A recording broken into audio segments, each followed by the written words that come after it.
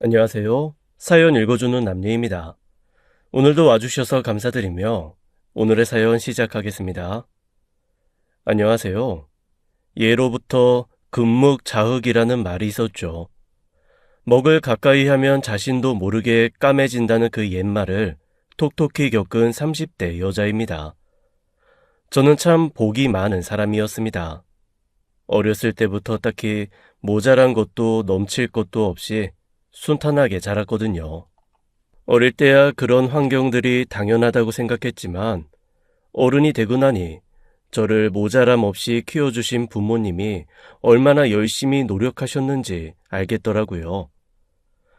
저는 그런 부모님의 마음에 보답하고자 언제나 선한 마음을 가지고 살았습니다. 덕분에 제 주변에도 저만큼이나 착한 사람들이 있었죠. 그래서였을까요? 나름 세상 이치를 잘 안다고 생각했는데 사람 마음이 다 저 같다고 생각했었나 봐요. 저는 사실 연애를 많이 해보진 않았습니다.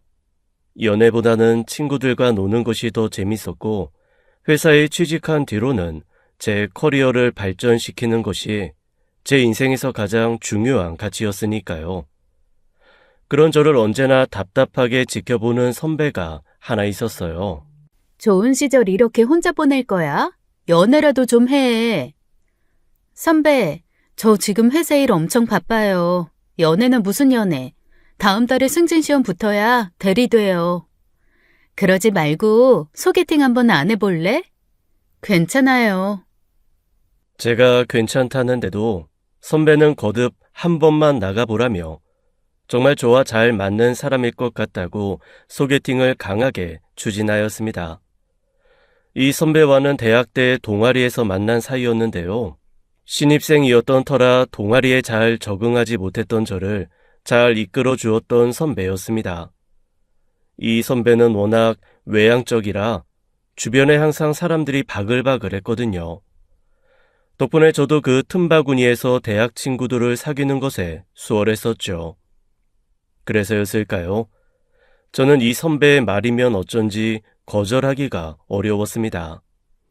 알겠어요. 선배가 그렇게 추천하니까 한번 만나볼게요. 내가 번호 넘겨줄게. 둘이 잘해봐. 진짜 잘 어울릴 거야. 선배에게 번호를 받고 소개팅 상대에게 연락을 했는데 마치 연락을 기다리고 있었다는 듯 바로 답장이 오더라고요. 그게 저와 남편의 첫 만남이었습니다. 남편은 선배의 말대로 저랑 참 잘 맞는 사람이었습니다. 무던한 성격의 남편은 제가 무슨 말을 해도 다 좋다고 했어요. 처음엔 줏대가 영 없는 사람인가 싶었는데 그냥 뭘 하든 제가 좋은 게 자기한테도 가장 좋은 거라고 하더라고요. 그렇게 저희는 만난 지 6개월 만에 날을 잡고 대학 동기들을 불러 청첩장도 돌렸습니다. 비록 남편과 제가 같은 대학 출신이긴 하나 대학 시절에 만난 적도 없었거니와 과도 달랐지만 저희를 연결시켜준 선배를 중심으로 아는 사람이 많이 겹쳤어요. 어머, 선배도 성호 씨랑 친해요? 뭐 우리야 다 같은 동아리였으니까. 저랑 성호 씨랑 한 학번 차인데 왜 동아리에서 못 만났나 몰라요. 아다리가 안 맞았나 보다. 이제라도 만났으니 뭐. 그래, 과거가 뭐가 중요해? 앞으로 나아가는 미래가 중요하지. 자, 우리 두 사람의 앞날을 위해 건배. 저희는 그렇게 많은 사람들의 축복 속에서 결혼식을 올렸습니다. 신혼집은 저와 남편이 각각 대출을 더해 자가로 구입했어요. 저와 남편의 벌이가 비슷해서 가능했던 일이었죠. 요즘같이 집값이 천정부지로 오르는 시대에 신혼집을 자가로 시작할 수 있는 것 자체가 남편이나 저나 복받은 일이었죠. 당신 말대로 전세 말고 집 구하길 정말 잘했어. 나 진짜 당신이랑 결혼하길 잘했나 봐. 그렇게 희망차고 순탄한 결혼 생활이 저를 기다리고 있을 줄만 알았습니다. 하지만 남편의 그런 태도는 오래가지 못했어요. 연애를 길게 하지 않아서였을까요? 같이 살면 살수록 남편에게선 낯선 모습들이 많이 보였습니다. 가령 남편은 연애하던 때에는 세상 엉덩이가 그렇게 가벼울 수가 없었거든요. 어디 반찬을 셀프로 뜨는 식당이라도 가면 제가 좋아하는 반찬은 몇 번이고 다시 가져다 주기도 했고요. 그뿐인가요? 데이트하고 헤어질 때면 꼭꼭 저를 집 앞까지 데려다 주었습니다. 그런데 결혼 후 남편은 무슨 소파에 등가죽이 붙은 사람처럼 굴었어요. 한 번은 기침을 하도 오래 하길래 어디 아프냐고 했더니 살에 걸렸는데 물 들어가기 귀찮아서 참았다며 저보러 물을 떠달라는 거예요. 별거 아닐 수 있는 일이었지만 연애 시절 빠릿빠릿하던 남편과 비교하면 전혀 다른 사람 같았어요. 단순히 행동의 문제라기엔 왜 그런 거 있잖아요. 사람들은 비웃는 말이긴 하지만 여자의 촉이라는 그 말이요. 제가 남편에게 느끼는 이질감은 단순히 게을러져서 느껴지는 감정이 아니었습니다. 뭔가 결혼을 기점으로 남편은 정말 다른 사람이 된 것 같았어요. 게다가 또 성격은 얼마나 예민하고 까탈스러운지 신혼 완전 초에 남편의 짜증을 처음 본 저는 그저 당황스러웠습니다. 연애 때는 단 한 번도 짜증의 짜도 내지 않았던 사람이었거든요. 생선은 구운 거 아니면 안 먹는 거 몰라? 우리 같이 산 지 반년이 넘었다. 당신 그냥 내 취향을 기억하기 싫은 거 아니야? 무 깔고 양념해서 조리는 것보다 오븐에 넣고 굽는 게 훨씬 빠르겠다. 생선 조림 밀키트인데 어떻게 구워? 오늘만 먹어. 내일 다시 사서 구워줄게. 오늘 생선 먹고 내일 또 생선을 먹으라고? 아무리 우리가 맞벌이라지만 당신은 진짜 남편 먹는 거엔 전혀 관심이 없구나. 처음엔 그래. 요즘 회사가 힘든 모양인데 내가 맞춰주자라고 생각했거든요. 근데 곱씹을수록 어이가 없는 거예요. 아니, 자기만 힘든가? 저도 남편이랑 똑같이 어떨 때는 남편보다 더 오래 일하다 퇴근하거든요. 그런데 어느새 살림은 전부 제 차지고 남편은 손 하나 까딱 안 하면서 자기 마음에 안 드는 게 있으면 쥐 잡듯 잡고 화를 내는데, 아니 제가 집에서 노는 사람도 아니고 저한테 바라는 게 점점 많아지기 시작했습니다. 하지만 마냥 참아줄 제가 아니었죠. 일찍 퇴근했으면 청소 좀 해놓지. 집골이 이게 뭐야? 나도 오늘 힘들었어. 힘들면 청소 안 해? 난 그동안 힘들어도 청소 빨래 밥 다 했어. 내가 오늘 야근하느라 늦으니까 청소랑 세탁기만 돌려달라고 했잖아.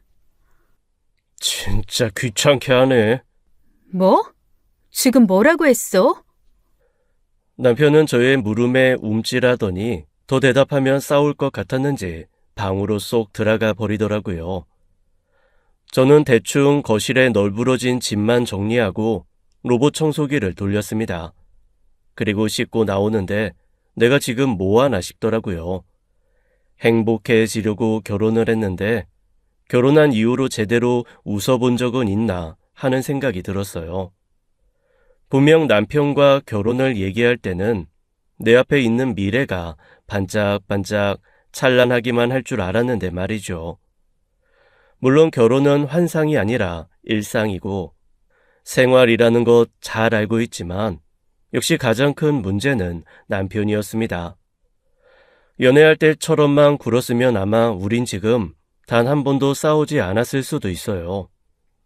연애할 때는 제가 하고 싶은 것, 제가 가고 싶은 것, 제가 먹고 싶은 것 위주로 맞춰줬던 남편이 입 싹 씻은 듯이 자기 중심적으로만 구니 저 역시 남편만 보면 신경이 날카로워졌던 거죠. 게다가 저는 회사에서 새로운 프로젝트에 투입되어서 매일매일이 정신이 없었습니다. 그렇게 회사에서 전쟁을 치르고 집에 돌아오면 집이 안정적이길 바랬는데 집에 가서 또 남편과 싸울 생각을 하니 집이 집 같지가 않더라고요. 그래서 일부러 더 늦게 야근을 하고 남편이 잘 때쯤 들어간 적도 있어서요. 그렇게 저와 남편 사이엔 냉기만 가득 흘렀습니다. 그러던 어느 날 남편을 소개해줬던 선배가 회사 근처라며 같이 점심을 먹자고 연락이 왔어요. 그렇잖아도 남편에 대해 말할 사람이 없었던 저는 잘됐다 싶어 선배와 점심을 함께 했죠. 결혼 전엔 그렇게 다정하고 섬세한 사람이었는데 결혼하니까 완전 달라진 거 있죠? 전 성호 씨는 안 그럴 줄 알았어요. 안 그런 남자가 있나 뭐. 남자는 다 똑같아. 애 아니면 개라잖아. 선배는 결혼도 안 했으면서 그런 말을 어떻게 그렇게 잘 알아요? 이게 연륜이라는 거지, 후배. 아무튼 요즘 진짜 집 들어가기 싫어요. 남편이랑 눈만 마주치면 싸우기 바쁘고 가뜩이나 회사 일도 정신없는데 남편이 좀 살갑게 대하면 오죽 좋아요? 남편도 뭐 힘든 일 있는 거 아니야? 대화는 해봤어? 대화해볼 틈도 없어요. 그러지 말고 남편이랑 대화를 해서 잘 풀어. 부부 사이에서 대화가 부족하면 바로 이혼이라잖아. 듣고 보니 선배의 말도 일리가 있었어요. 남편이 짜증을 내긴 했지만 저 역시도 남편이 왜 그렇게 짜증을 내는지 알고 싶어 하지도 않고 그저 짜증을 짜증으로만 맞받아친 거죠. 그러고 보니 요즘 남편의 회사 생활이 어떤지 이야기 들어본 지도 오래였습니다. 남편 욕을 잔뜩 하려고 만났다가 선배의 말을 듣고 머리를 한 대 띵 맞은 것 같았어요. 그날 저는 회사 근처에서 남편이 좋아하는 케이크를 사들고 집으로 향했습니다. 남편은 뚱한 얼굴로 거실에서 TV를 보고 있었어요. 일찍 왔나 보네. 자기 이 케이크 좋아하지? 나 씻고 올 테니까 우리 이거 같이 먹자. 제가 또 신경질을 낼 줄 알았는지 저의 부드러운 말투에 남편은 머쓱하게 케이크 상자를 받아들였습니다. 씻고 나오니 거실 테이블에 남편이 케이크를 예쁘게 세팅해 두었더라고요. 제가 아끼는 접시와 포크까지 예쁘게 세팅을 해둔 남편을 보니 연애하던 시절의 남편을 보는 것 같아 반갑기까지 했습니다. 그날 남편과 저는 케이크를 나눠 먹으며 그간 하지 못했던 대화들을 나눴어요. 선배의 말대로 남편은 요즘 회사에서 힘든 일이 있었는데 집에 오면 제가 없으니 그 힘든 일을 토로할 데가 없어서 서운했다고 해요. 저 역시도 회사 일이 바빠 남편의 말을 예민하게만 받아들인 것 같아 사과를 했고요. 우리 잘 살아보자고 결혼한 건데 매일 이렇게 싸우지 말자. 이게 뭐야? 힘만 빠지고. 알았어. 다시 순해진 남편을 보며 저는 한시름 놓았어요. 그렇게 다시 무난해질 줄 알았던 건 오로지 저의 착각이었습니다. 며칠 순순히 잠잠했던 남편은 또 슬금슬금 짜증이 많아지기 시작했어요. 남편의 주된 짜증과 화해의 원인은 저의 회사였습니다. 그 회사는 당신 혼자 일해? 왜 맨날 야근이야? 말했잖아. 프로젝트 시작 단계라 정신없어. 그나마 난 집이 가까우니까 이렇게 오기라도 하지. 우리 팀장님은 벌써 나흘째 회사에서 먹고 자고 하고 있어. 결혼을 하면 일을 좀 줄일 수 있는 거 아니야? 갑자기 무슨 뚱딴지 같은 소리야. 일이랑 결혼이랑 무슨 상관이라고. 어머니한테 전화 왔어. 시어머니는 평소에도 워낙 자유분방하신 성격이시고 또 저희에게 그렇게 크게 간섭하지 않으시는 분이셨어요. 저에게도 먼저 연락하는 법이 잘 없고 꼭 남편을 통해 연락하곤 했죠. 그런 시어머니가 뜬금없이 남편에게 전화를 걸어 언제쯤 아이를 가질 거냐고 물어보셨다는 거예요. 상견례 때 저희 엄마가 제가 일이 바빠서 아이를 빨리 못 가질까봐 걱정이라고 했을 때 시어머니께서는 요즘 여자들은 일이 더 중요하다고 그런 거 다 이해한다고 해주셨거든요. 제가 워낙 일 욕심 있는 걸 저희 엄마도 알고 시어머니도 알고 계셔서 두 분 다 저를 참 너그럽게 이해해 주시는 분들이셨는데 갑자기 아이라니 당황스러웠습니다. 내가 연락 한번 드릴게. 아니, 그럴 필요는 없고 문제는 그게 아니지. 당신 회사가 너무 바빠서 우리가 결혼한 지 1년이 넘도록 아이를 못 갖고 있다는 게 문제인 거잖아. 난 이 문제에 대해 이야기하고 싶은 거라고. 신혼 초에는 싸우기 바빠서 그 이후로부터는 회사가 바빠서 이래저래 남편과 관계를 자주 갖지는 못했지만 그래도 저희가 할 때는 따로 피임을 하진 않았었거든요. 그런데 1년이 다 되도록 아이가 생기지 않는 건 좀 고민해 봐야 할 일이긴 했죠. 그래서 당신은 뭘 어떻게 했으면 좋겠는데? 아이 가지기 위해서 내가 회사를 그만두길 바라는 거야? 내 말은 우리 결혼 생활에 대해서 당신이 노력을 안 하고 있다는 거야. 나만 너무 전전긍긍하는 것 같아. 도대체 뭐 때문에 그런 생각을 가지고 있는지 감도 안 오지만 아이가 왜 안 생기는지 궁금하면 우리 둘 다 병원 가서 검사를 받아보자. 그럼 알겠지. 저는 그 자리에서 난임병원을 검색해서 가장 빨리 검사를 할 수 있는 날짜를 예약했습니다. 저의 적극적인 행동에 남편은 오히려 당황스러워 하더라고요. 뭘 그렇게까지 바로 검사까지 해? 내가 결혼 생활에 노력을 안 하는 것 같다며. 그래서 노력하는 건데 뭐가 문제야? 검사하지 마? 이대로 그냥 내 탓하고 싶은 거야? 왜 또 말을 그렇게 해? 나 이 가정에 단 한 번도 소홀한 적 없고 노력 안 한 적 없어. 주말 되면 당신이랑 시간 보내려고 평일에 되도록 일 끝마치려고 노력했고 당신이야말로 왜 내 행동 하나하나를 꼬투리 잡는 건데? 대체 당신이 하고 싶은 말이 뭔데? 됐어. 그래, 검사 받아. 받으면 되지. 이쯤 되니 남편의 짜증이 그냥 내는 짜증이 아니라 뭐 때문인지는 모르겠지만 저를 꼬투리 잡고 싶은 짜증이라는 걸 슬슬 깨닫기 시작했습니다. 막상 깨닫고 나니 남편이 얼마나 하찮은 걸로 저를 들들 볶는지 알겠더라고요. 저희는 서로 바쁘기 때문에 웬만한 집안일은 가전제품의 도움을 많이 받으려고 식기세척기, 로봇 청소기, 건조기 등 다양하게 들여놔서 정말 조작만 해도 기본은 가거든요. 요즘 식기세척기 얼마나 잘 나옵니까? 사람이 손으로 하는 거랑은 비교도 안 되게 깔끔하게 되거든요. 그런데 남편은 뭐가 불만인지 손으로 직접 하는 게 낫다는 둥, 냉장고 청소를 안 해서 냄새가 난다는 둥, 무슨 시어머니도 안 하는 잔소리를 해대더라고요. 그렇게 못 견디겠으면 당신이 해. 왜 날 시키는 거야? 설마 내가 여자라서 우리가 맞벌이를 할지언정 살림은 내가 다 해라 그런 뜻이야? 아니, 꼭 그런 건 아니고. 그리고 우리 저번에 했던 난임 검사 나왔어. 나는 나이에 비해서도 정상이고 아주 건강하대.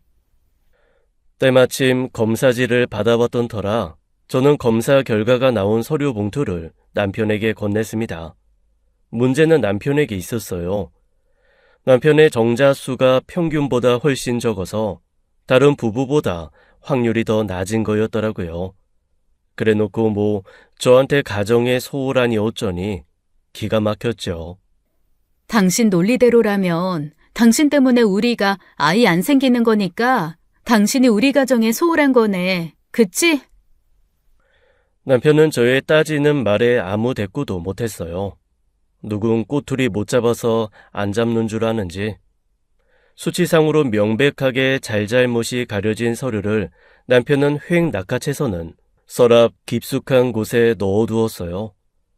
그때부터 저와 남편은 서로에게 꼬투리 잡히지 않기 위해 철저하게 선을 긋는 부부가 되어가고 있었습니다.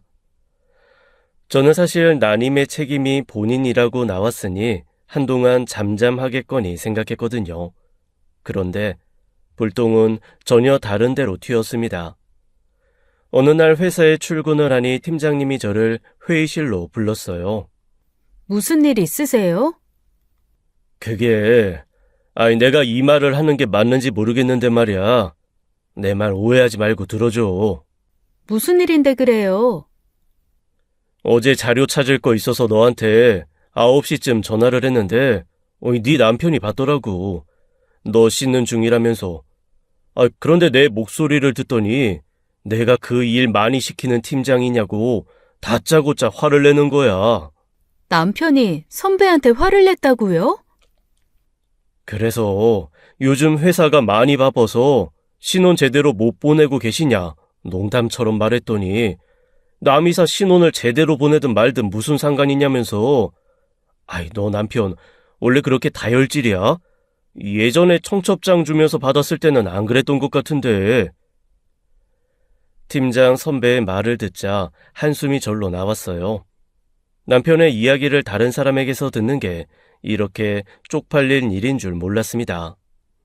저도 진짜 말하기 쪽팔린데요. 요즘 남편 때문에 죽겠어요.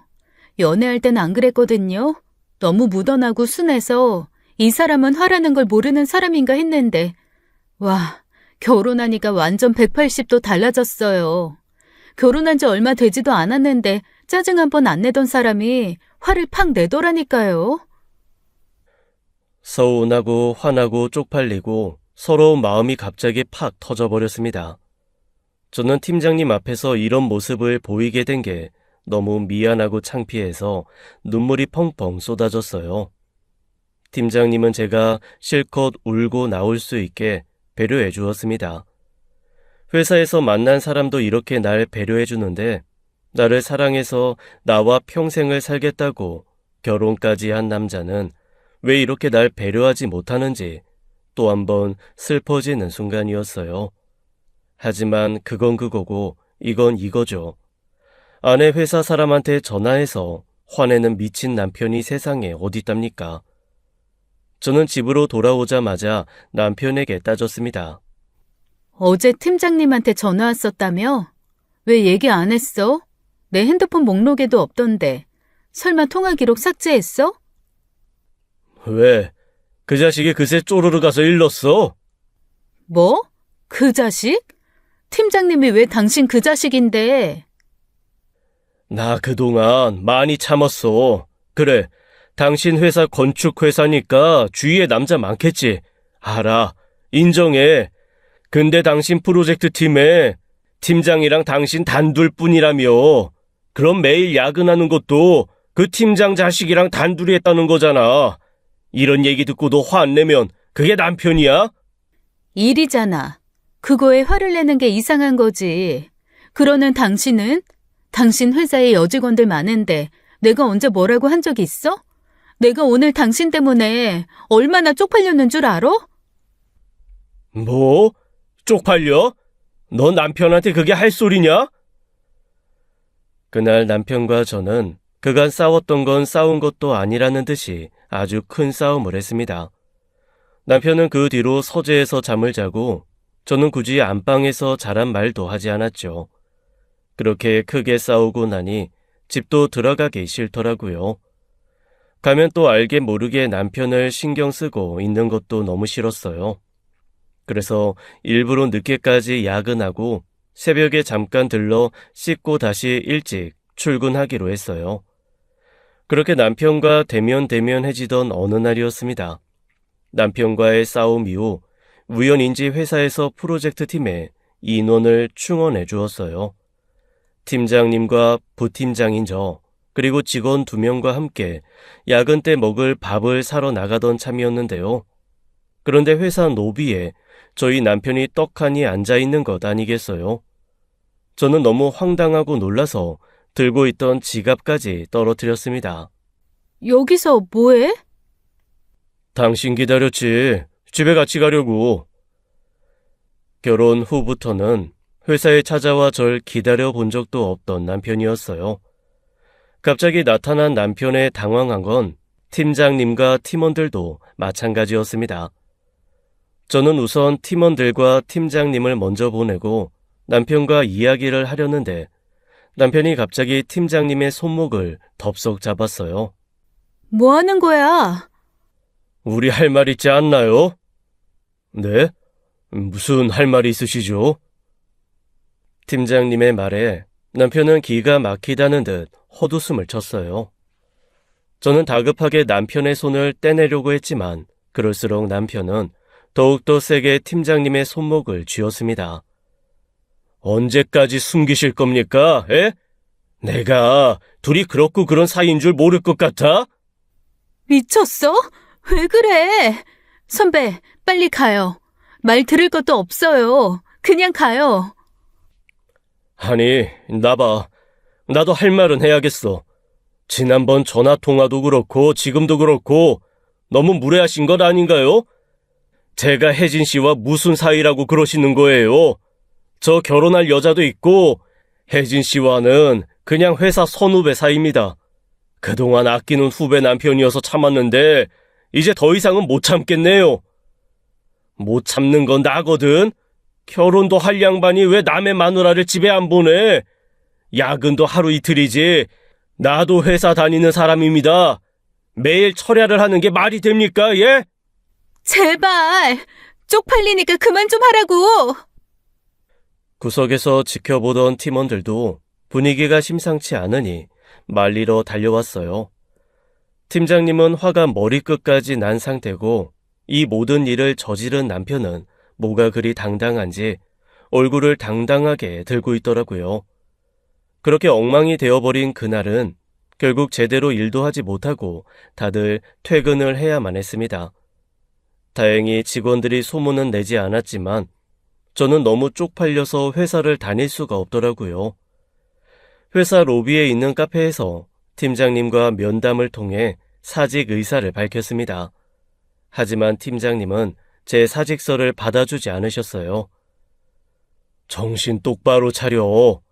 결혼했다고 퇴사한 여자 선배들을 생각해 다시 복귀할 수 있을 것 같아? 너처럼 일 욕심 많은 사람이 집에 있을 수 있을 것 같아? 그게 아니라요. 너무 쪽팔려서 그래요. 선배님 보기도 쪽팔리고 애들 보기도 쪽팔려서요. 그럴 필요 없어. 넌 지금 이걸 쪽팔려 할 게 아니라 네 남편이랑 관계를 좀 진지하게 생각해 봐야 할 것 같아. 의처증도 보통 의처증이 아닌 것 같은데. 저는 우선 진정하고 며칠 휴가를 갖기로 했습니다. 몇 달간 과부하로 일한 상태라 더 감정이 격양된 것 같다는 이유에서요. 저는 그렇게 집에서 모처럼 쉬게 되었는데요. 오히려 쉬게 되니 정신이 더 또렷해지고 금방 판단을 할 수 있게 되었습니다. 남편과 이혼을 해야겠다는 판단이요. 그런데 그런 저에게 때마침 퀵 하나가 날아왔습니다. 퀵 귀사는 누가 보냈는지 알려주지도 않고 서류 봉투 하나만 쥐어주고는 가버리더라고요. 그렇게 봉투를 열어보니 거기에 며칠 전 퇴사 상담을 하던 팀장님과 저를 찍은 사진이 있었어요. 이러고도 네가 떳떳해? 나는 메모와 함께 말이죠. 연애하던 시절 결혼을 결심하게 한 남편은 이제 어디에도 없다는 것을 제 안에서 인정해야만 했습니다. 저는 계속 이렇게 일에 치여 살 텐데 집에서까지 휴식을 취하지 못하고 예민하게 구는 삶을 이어가고 싶지 않았어요. 저에게 온 팀장님과 찍힌 사진이 수상하긴 했지만 그걸 남편이 보냈든 아니든 더 이상 저에게 중요한 게 아니었죠. 설령 남편이 제 뒷조사를 한다고 하더라도 저는 떳떳했으니까요. 그렇게 저는 변호사를 만나 이혼에 대해 상담을 하고 변호사님은 이 정도 의처증이면 유책 배우자로 소송도 가능하다고 해주셨지만 저는 그냥 모든 걸 빨리 끝내고 싶었습니다. 합의 이혼을 하는 절차에 대해 설명을 듣고 변호사 사무소를 나오는 길이었어요. 여기는 변호사 사무소가 모여있는 곳인데 희한하게 대로변 뒤로는 모텔이나 저가 호텔이 줄지어 있더라고요. 그렇구나 하고 지하철역으로 걸어가던 찰나 저는 모텔 주차장에서 나오는 남편의 차를 발견하게 되었습니다. 아주 찰나였지만 모텔에서 빠르게 빠져나가는 남편의 차 뒷공무니를 보는 순간 갑자기 피어난 남편의 의처증과 말꼬투리 잡기 등등 그간 이해할 수 없던 남편의 행적이 한순간에 이해되더라고요. 그러니까 자기가 이미 바람을 피고 있으니 저의 모든 행동이 바람으로 보였나 보더라고요. 아니면 저와 이혼하고 싶은데 이혼할 거리가 없으니까 억지로 저를 꼬투리 잡았을 수도 있었겠고요. 제가 그가 남편과 싸움으로 얼마나 스트레스를 받았는데 그 모든 스트레스가 남편의 외도로 인한 억지 싸움이라는 생각에 맥이 탁 풀렸습니다. 이렇게 된 이상 합의 이혼으로 얌전히 끝내주고 싶지 않았어요. 아주 더러운 진흙탕 싸움이 되는 한이 있더라도 남편에게 받은 만큼 갚아주고 싶었죠. 저는 그 길로 흥신소를 알아보고 남편의 뒷조사를 의뢰해봤어요. 보통 철저하게 숨길 경우 빠르면 2주, 늦으면 한 달 이상도 걸린다기에 차분히 기다릴 생각이었는데 일주일도 안 돼서 연락이 오더라고요. 남편의 행동 반경이 좁아서 불륜 흔적을 찾아내는 게 쉬웠다고 합니다. 그렇게 저는 흥신소로부터 남편의 뒷조사 자료를 받게 되었어요. 남편은 저 모르게 두 번째 핸드폰도 따로 개통해서 쓰고 있었더라고요. 남편분은 얼굴을 전혀 안 가리고 대놓고 다니셔서 찾기가 쉬웠는데 문제는 이 상간녀예요. 뭐가 그렇게 무서운 건지 어디 나갈 때는 항상 얼굴을 꽁꽁 싸매고 다니더라고요. 우선 얼굴 가려진 사진부터 보내드립니다. 얼굴 드러나면 드러나는 대로 빠르게 찾아드릴게요. 말 맞다나 흥신소에서 보내준 사진 속 상간녀는 무슨 파파라치에 찍힌 연예인처럼 모자를 깊게 눌러 쓰거나 스카프로 얼굴을 칭칭 감거나 그것도 아니면 남편에게 기대어 고개를 숙인 채 걷고 있는 모습들이었습니다. 이쯤 되니 오기가 생기더군요. 이 여자의 얼굴을 꼭 봐야겠다는 오기요. 남편은 지 바람난 증거를 제가 잡은 줄도 모르고 뭐가 그리 당당한지 여전히 사사건건 제 꼬투리 잡을 생각뿐이었습니다. 그런데 이해가 안 되는 게 생겼어요.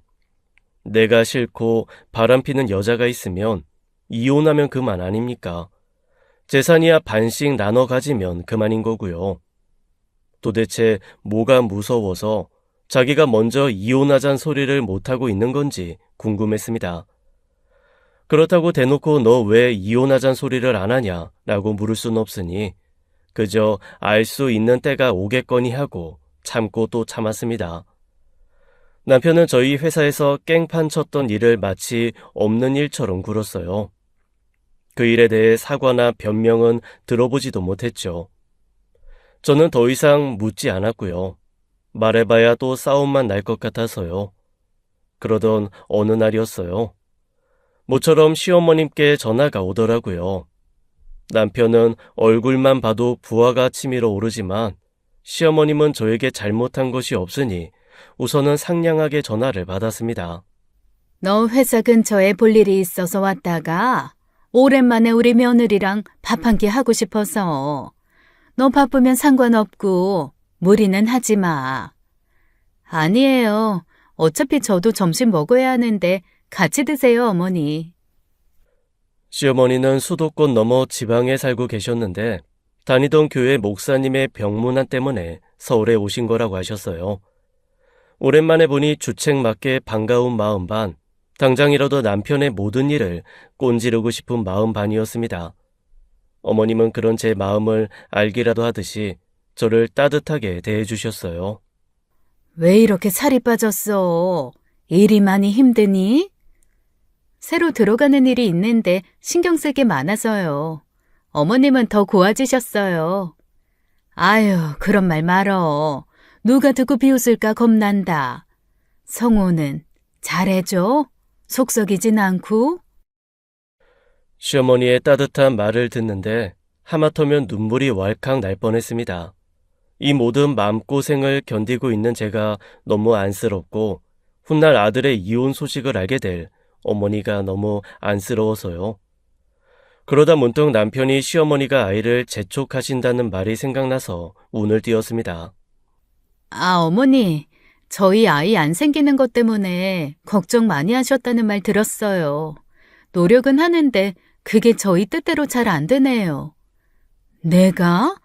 너네 아이는 너네가 생각해서 낳는 거지. 물론 결혼한 지 몇 년인데 안 생겨서 걱정은 된다만 나 한 번도 그런 걸로 너네한테 티낸 적 없다. 왜? 성우가 뭐라고 해? 아니나 달라 시어머니 이야기는 다 남편의 핑계였던 것입니다. 저는 어머니가 걱정하실까 얼른 둘러댔어요. 아, 제가 잘못 들었나 봐요. 그래도 걱정 많으실 텐데 말씀은 드려야지 했어요. 그게 다 하늘의 뜻이다. 그저 너네 둘이 건강하게 행복하게 지내면 돼. 아이는 그 다음 문제지. 네, 어머니도 건강하셔야 돼요. 저는 어쩌면 마지막일지도 모를 시어머니와의 점심을 그렇게 마쳤습니다.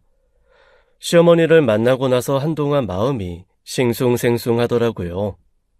저렇게 좋은 어머님 밑에서 어떻게 저런 쫌생이 같은 아들이 태어났나 싶기도 했고요.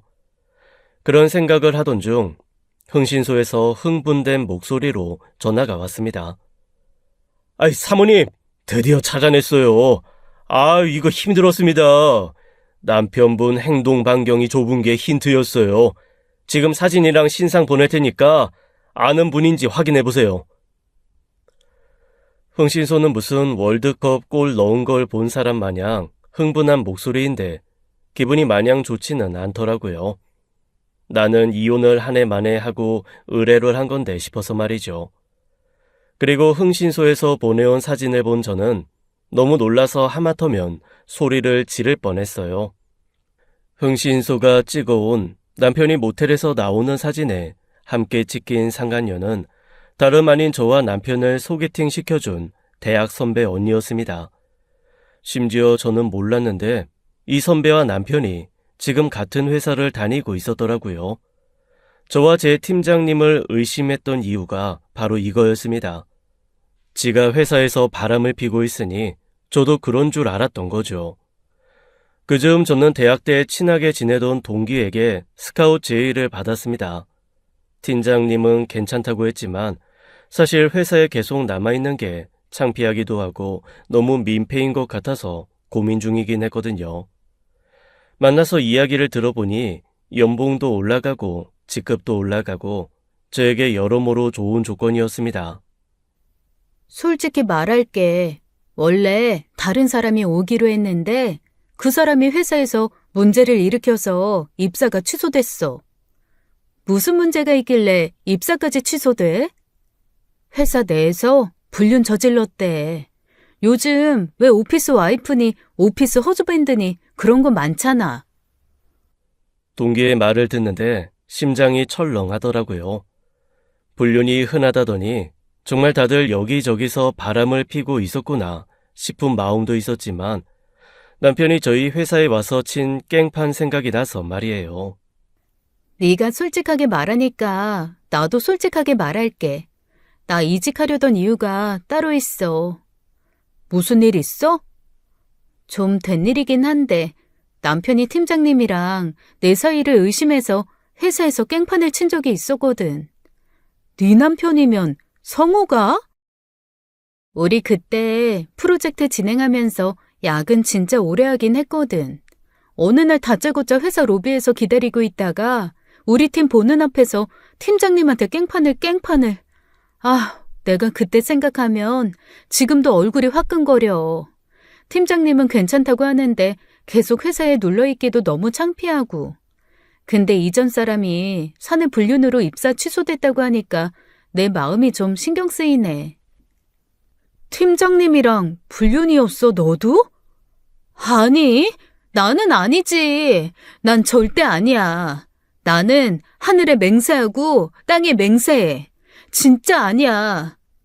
그럼 상관없지 뭐. 게다가 성우의 일방적인 깽판 아니야? 그 정도는 신경 안 써도 돼.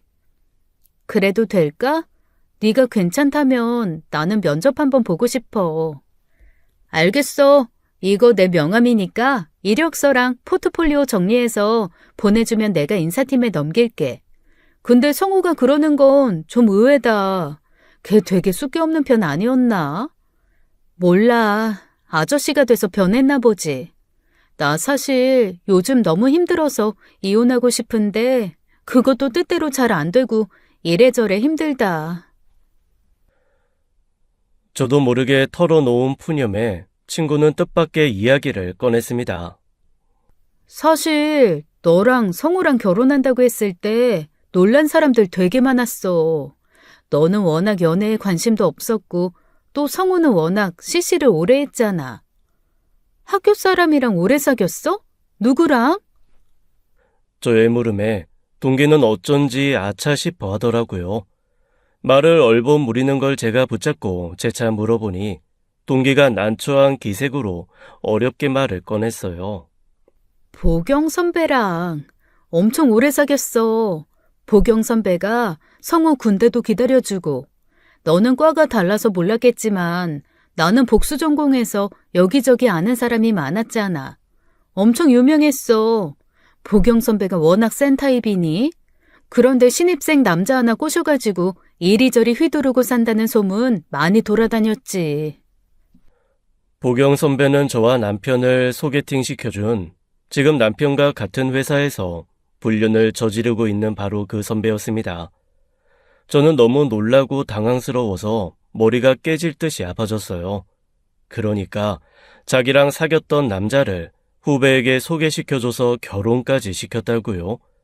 제 상식으로는 도저히 이해가지 않았습니다. 근데 너는 동아리 사람 아니면 과에 친한 사람도 얼마 없었는데 갑자기 뜬금없이 다른 과인 성우랑 결혼한다니까 다들 놀랬지. 나 보경 선배한테 성우 소개받았는데? 뭐라고? 선배가 너를 성우랑 연결시켜줬단 말이야? 그게 말이 돼? 네가 잘못한 거 아니고? 내가 잘못할 수가 없지. 선배한테 직접 번호 받아서 소개팅한 건데. 나 그때도 회사 들어간 지 얼마 안 돼서 일하느라 정신없었는데 굳이 나랑 잘 어울리는 사람이라고 소개시켜주고 싶다고 엄청 그래서 한 거였어. 얘, 이거 보통 일 아니다. 세상에 이게 무슨 일이야. 저는 너무나 혼란스러워지기 시작했어요. 선배가 센 편이긴 해도 여자 후배들한테는 당차고 의리도 있고 많은 사람들이 좋아하는 줄 알았거든요. 그런데 그 역시도 저의 착각이었습니다.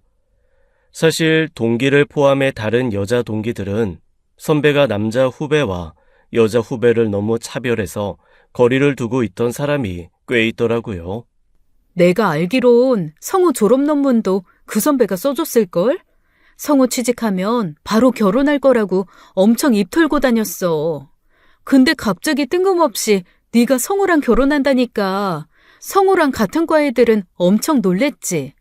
나도 사실 선배가 성우랑 결혼하고 싶어 했던 건 결혼식장에서 들었어.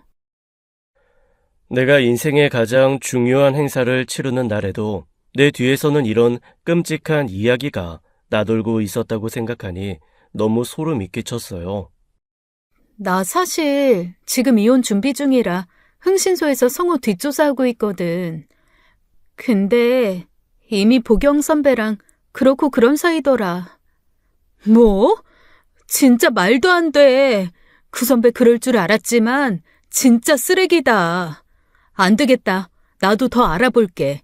이직은 이직대로 준비하고 선배랑 성우 사이 내가 좀 더 캐볼게. 고마워. 그리고 나 이혼 준비인 거는 아무한테도 말 안 해. 이왕 이렇게 된 거니까 하는 말인데 나도 남편이 바람 펴서 결혼 5년 만에 이혼했어.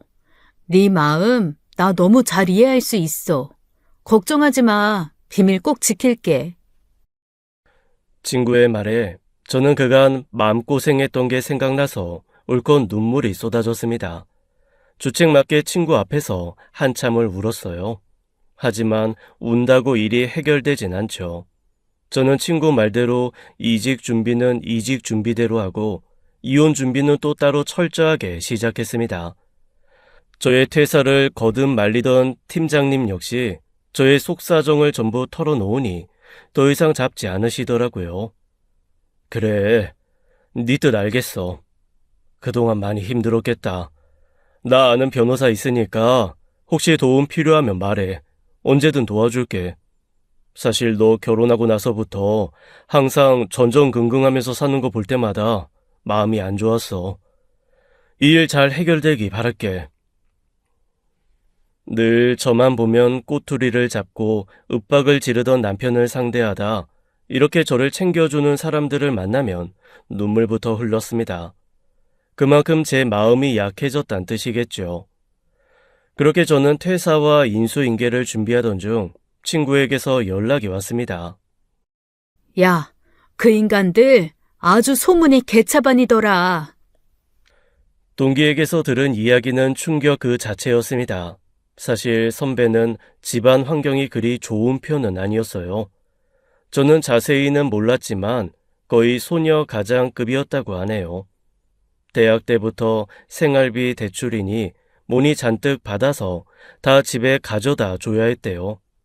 취직을 해서도 결혼은 꿈도 못 꿀 정도로 선배의 부모님들이 선배에게 빨대를 꽂고 있었다고 해요. 그래서였는지 남편이 처음 시어머니에게 선배를 보여준 날 시어머니가 많이 화를 냈다고 합니다. 이것도 선배의 입에서 전해져 오는 말이라 어디까지 신뢰해야 할지 모르겠지만요. 저에게는 한없이 다정하고 상냥하기만 한 시어머니가 고작 조건 때문에 화를 낸다는 게 상상이 안 갔어요. 아무튼 그렇게 시어머니의 반대에 못 이겨 두 사람은 헤어지게 되었는데 헤어지고 나서 사람들이 선배를 위로하니까 선배가 코웃음을 쳤대요. 걔랑 나랑 쉽게 끝날 사이 같냐고 하면서요. 그래서 그쪽과 동기들 사이에서는 둘이 사귀진 않고 관계만 하는 파트너 사이라는 소문이 거의 기정사실처럼 났다고 하더군요. 한 번에 너무 많은 걸 알게 돼서 머리가 지끈거렸습니다. 결국 전 버티지 못하고 병가를 내고 일찍 집으로 갔어요. 다행히 집엔 남편이 없더라고요. 그렇게 안방에서 깜빡 잠이 들었습니다. 얼마나 지났을까? 밖은 이미 컴컴해져 있더라고요.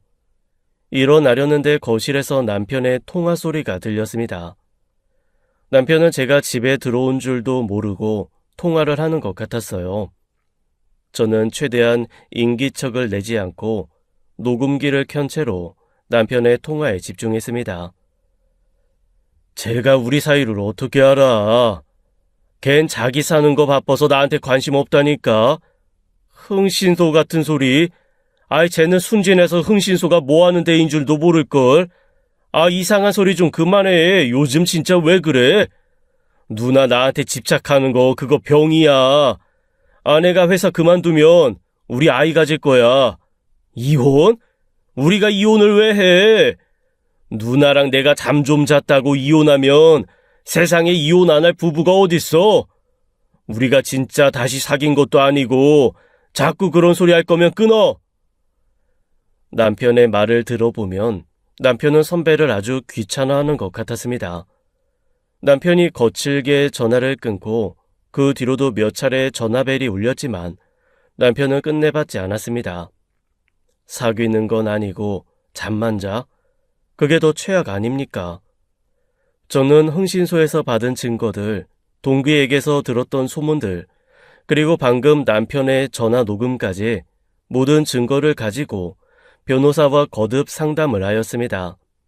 마음이 통하지 않더라도 육체적인 관계만으로도 이혼은 충분히 성립 가능하다는 답변을 받았지만 저의 근본적인 궁금증은 해소되지 않았죠. 바로 선배는 왜 나에게 남편을 소개시켜줬는지에 대해서 말이죠.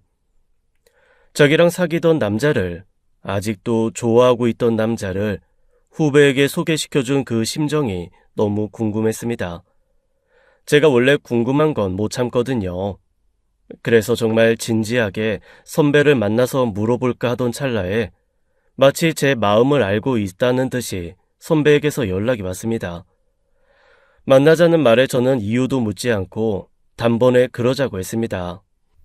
안 만나줄 줄 알았는데 너무 쉽게 만나자고 해서 놀랐어.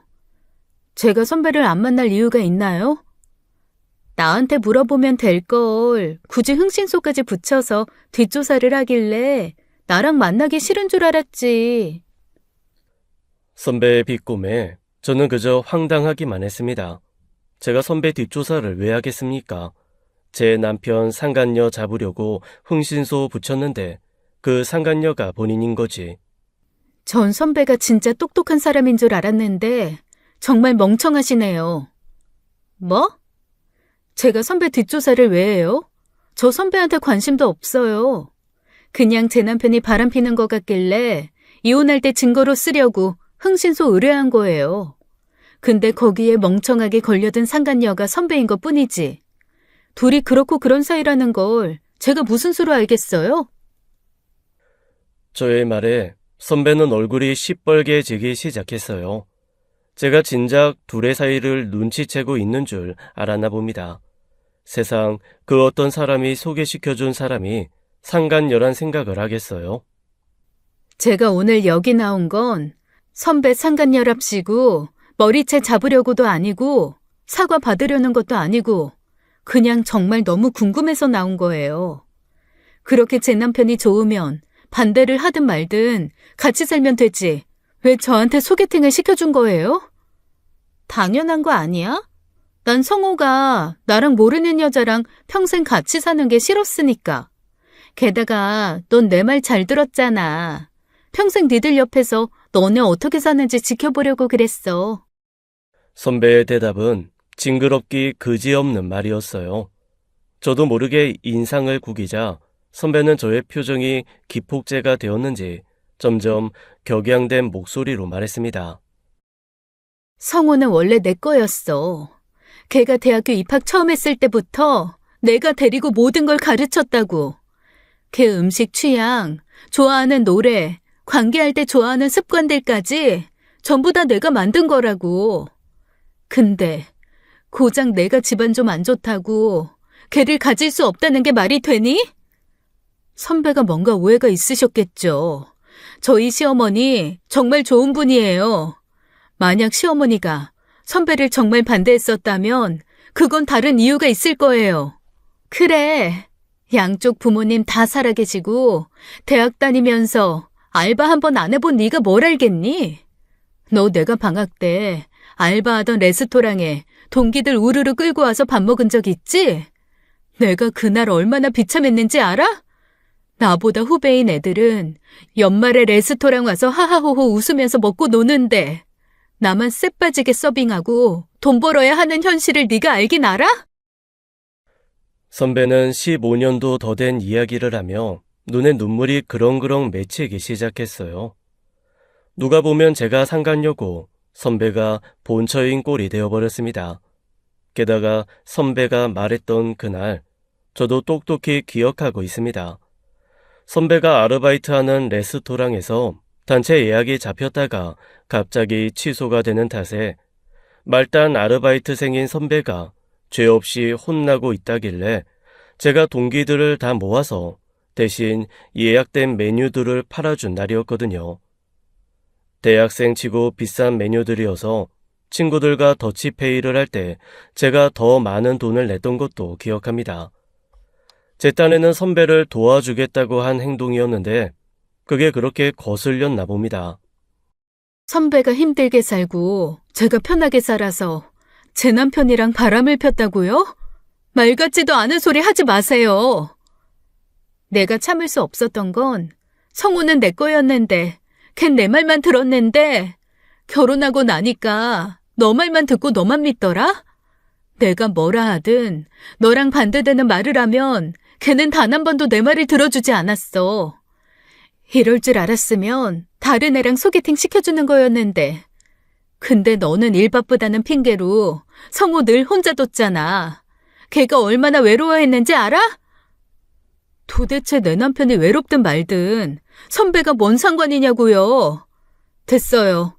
선배가 나한테 왜 소개팅 시켜줬는지도 알겠고 왜 바람피고 싶어 하는지도 알겠으니까 이제 그만해요. 전 할 말 다 했으니까 가봐도 되죠? 그리고 저 이혼할 거니까 성우 같든지 말든지 선배 마음대로 하세요. 이렇게나 말이 안 통하는 사람인지 왜 진작 몰랐는지 그냥 넘어가려 했지만 마치 저를 상간녀 취급하는 선배를 보고 있자니 더 이상 참기가 힘들어졌습니다. 어떻게 복수하지 싶어서 곰곰이 생각하던 찰나 남편이 저에게 해준 것과 똑같이 해주기로 했습니다. 그간 모아놨던 증거들을 보기 좋게 정리해서 프린트한 뒤 남편 회사 로비로 찾아갔죠. 마침 퇴근 시간인지 회사 사람들이 우후죽순으로 쏟아졌습니다. 남편은 여자 직원들과 웃으면서 나오는데 그 직원들 사이에 선배도 있더라고요. 저는 남편 앞에 종이들을 쫙 뿌렸습니다. 어때? 똑같이 당해본 기분이. 난 쪽팔려서 회사도 이직하는 마당에 너도 쪽팔린 게 뭔지 한번은 당해봐야지. 안 그래? 남편은 흩뿌려진 종이에 있는 증거들을 보고 사색이 되었습니다. 제가 사진뿐만 아니라 글로도 정리를 해놨거든요. 그걸 준 직원들이 읽고 수근수근 거리기 시작했어요. 헐, 대리님이랑 과장님이 아, 이거 진짠가? 회사까지 와서 깽판 치는데 진짜겠지. 둘이 좀 붙어 다녔냐? 선배 역시 얼굴이 시뻘개져서 제가 뿌린 종이들을 주워 다니기 바빴습니다. 남편 역시 종이를 쥐고 부들부들 떨고 있었고요. 내가 그동안 이직 준비하느라 바빠서 이혼 소장을 못 냈는데 내일 낼 거거든? 그러니까 이혼할 준비 단단히 해둬. 선배, 이제 됐죠? 성우 제가 버렸으니까 줍든지 말든지 마음대로 하세요. 그래, 우리 서로 사랑하는 사이야. 너만 없었으면 우리는 계속 사랑할 수 있었는데 너 때문에 우리가 이렇게 된 거야. 선배가 그렇게 소리를 지를 줄은 몰랐어서 조금 놀랐는데 제가 더 놀란 건 남편의 반응이었습니다. 아이, 지금 무슨 소리를 하시는 거예요? 저희가 무슨 사랑하는 사이예요? 그냥 대학 선후배 사이지. 대리님이 자꾸 저랑 제 아내 사이 회방 놓으니까 제 아내가 이러는 거 아니에요. 그만 좀 하세요. 네가 어떻게 나한테 이럴 수가 있어? 네가 어떻게? 이 상황에 사랑 싸움이라니 정말 제정신이 아닌 사람 같았습니다. 저는 선배와 남편이 뭐라고 소리를 지르든 말든 통쾌하게 뒤돌아 나왔습니다. 이런 행동을 하면 마냥 기분이 좋지만은 않을 줄 알았는데 통쾌하고 제 쪽팔린 과거도 옅어지는 기분이었습니다. 저는 변호사님께 전화해서 최대한 빠르게 이혼할 수 있게 절차를 준비해달라고 했어요. 때마침 스카웃 제의가 들어왔던 회사에 면접 합격 소식까지 듣게 되었습니다. 역시 제 인생의 걸림돌은 남편이었나 봅니다. 남편을 치울 생각을 하니 안 풀리던 제 일이 술술 풀리기 시작했으니까요. 집 근처에서 혼자서 가볍게 술 한잔하고 집에 들어가니 남편이 저만 기다리고 있었는지 현관 앞에 서 있더라고요. 나 지금 너무 피곤하니까 나중에 얘기해. 넌 맨날 이런 식으로 회피하지? 너만 피곤해? 나도 피곤해. 너만 일하냐고. 나도 회사 다니고 있어. 나도 힘들어. 그치만 이건 우리 문제잖아. 너가 무슨 생각하는지 모르겠지만 진짜 그런 거 아니거든? 아까 봤지? 그냥 누나 혼자 나 좋아서 난리치는 거야. 난 진짜 아무 감정 없어. 가뜩이나 큰일 치르고 와서 기운을 쭉 빼고 와서 너무 힘들었는데 남편이 이렇게 저를 괴롭히니 저는 정말 짜증이 나더라고요. 하지만 마음을 다잡고 핸드폰에 녹음되어 있던 남편과 선배의 통화를 들려줬죠. 아무 사이 아닌데 잠은 자? 잠은 자지만 아무 사이 아니니까 나보고 그냥 이해해달라고? 너 내가 선배랑 너랑 모텔에서 나오는 사진 몇 개나 갖고 있는지 알기나 해? 오늘 뿌린 게 다인 줄 알지? 아니야. 너무 많아서 다 프린트도 못한 거야. 헛소리로 나 농락할 생각 그만하고 이혼 준비나 해. 제가 바락바락 화를 내자 남편이 갑자기 제 앞에서 무릎을 꿇고 싹싹 빌더라고요. 한 번만 봐줘. 내가 바보라서 그랬어. 누나 말 듣는 게 아니었는데 자꾸 네가 날 안 사랑해서 회사에 바쁜 척하는 거라고. 나 귀 얇은 거 알잖아. 내가 등신 같아서 홀랑 넘어가서 그랬어. 진짜 미안해. 다시는 안 그럴게.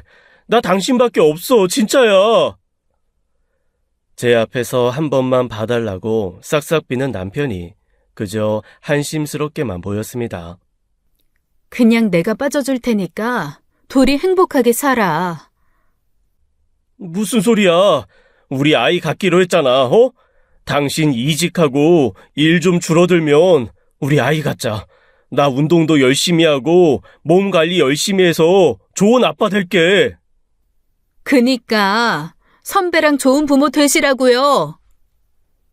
제가 사과를 받아줄 것 같지 않은지 남편이 갑자기 벌떡 일어나서 냅다 화를 내더라고요.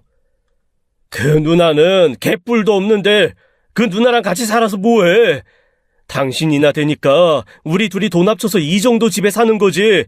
내가 그 누나랑 살면 그 집안 빨대밖에 더 되겠어? 당신은 내가 그렇게 살길 바래? 남편의 속물적인 말에 저는 남편이 징그럽게 느껴졌습니다. 이제 보니 시어머니가 반대하는 것이 아니라 남편이 선배와 헤어지고 싶어 했을 수도 있겠다는 생각이 들더라고요. 선배는 나랑 이혼하면 너랑 같이 살 생각에 꿈에 부풀어 있던데? 둘이 잘 얘기해봐. 다행히 이혼 절차는 어렵지 않게 진행되었습니다. 남편의 불륜 증거는 너무 차고 넘쳐서 소송이 수월하게 이루어졌거든요. 소송을 진행하는 과정에서 시어머니께 이혼을 알려야 할 때가 제일 마음이 좋지 않았어요. 이혼 사실을 숨길까 하다가 그간 저에게 잘해주셨던 시어머니에게 마지막까지 거짓말을 하고 싶진 않아서 그간 있었던 모든 일을 사실대로 말했습니다. 시어머니는 한참 동안이나 말이 없으시다가 뒤늦게 저에게 사과를 하셨어요. 내가 아들을 잘못 키워서 네가 힘들어졌구나. 미안하다. 그런 말씀 마세요. 그냥 인연이 아니었던 거죠. 근데요, 어머니, 뭐 하나만 여쭤봐도 돼요? 저는 이미 이혼하는 마당에 시어머니에게 정말로 선배의 배경이 안 좋아서 반대했던 건지 여쭤봤습니다. 어머니도 뭐 헤어지는 며느리한테 뭘 숨기시겠나 싶어서요. 그러나 어머니가 하시는 말씀은 너무 놀라웠습니다.